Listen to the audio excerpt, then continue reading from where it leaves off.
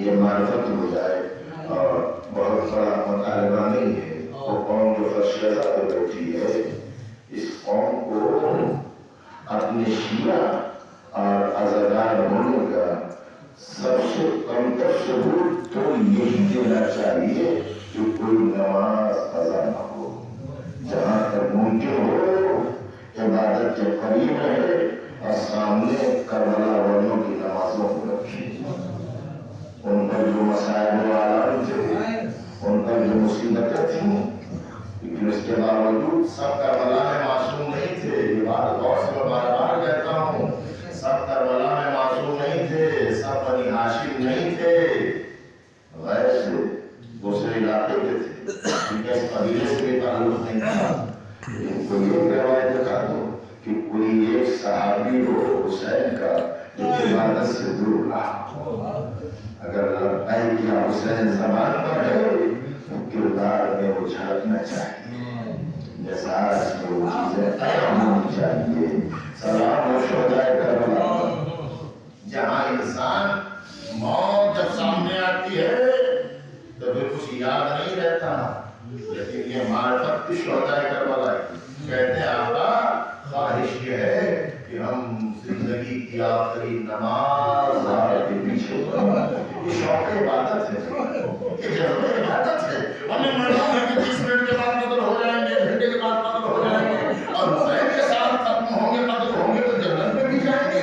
اس میں تو کوئی شکی نہیں تھی انہیں, لیکن اس کے بعد بھی جذبہ عبادت کا ہے مولا آخری جماعت دیا لو عزادار.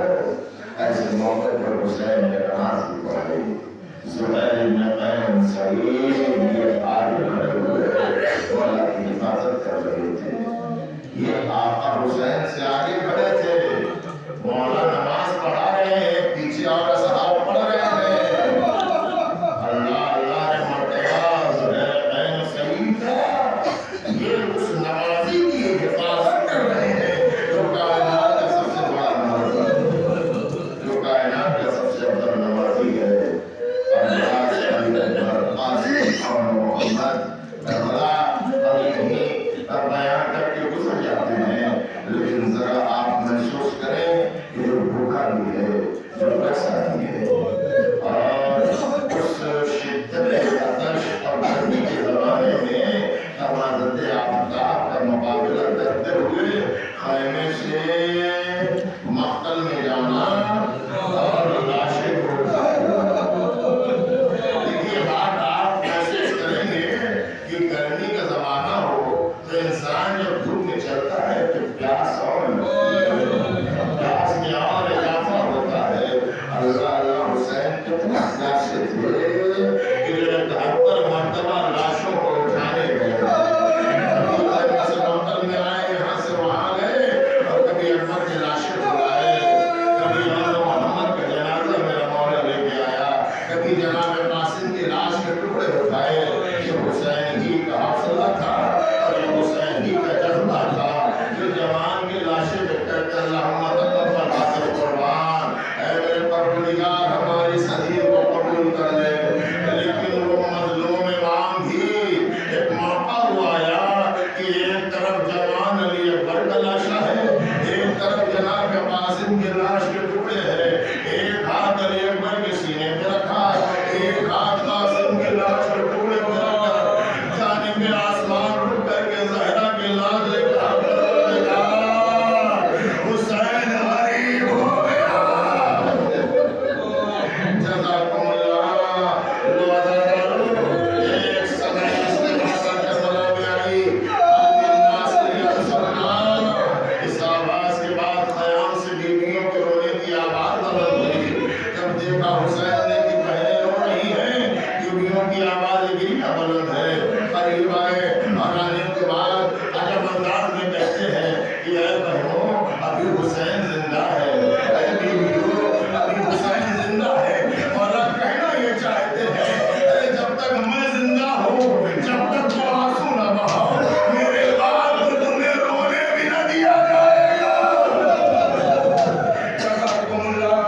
آواز آئی, بھیا جب سے آپ نے آواز استغاثہ بلند کیا ہے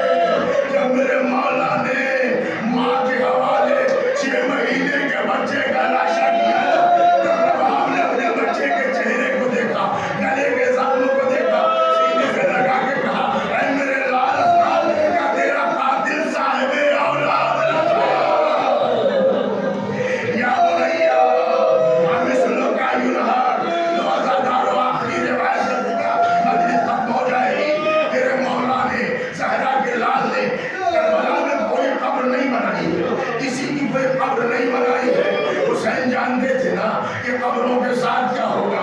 ایک ہی لاشا ہے علی اصغر کا جو پشت خیمہ پہ دفن کیا، مٹی برابر کر دی، ہو گئی کربلا۔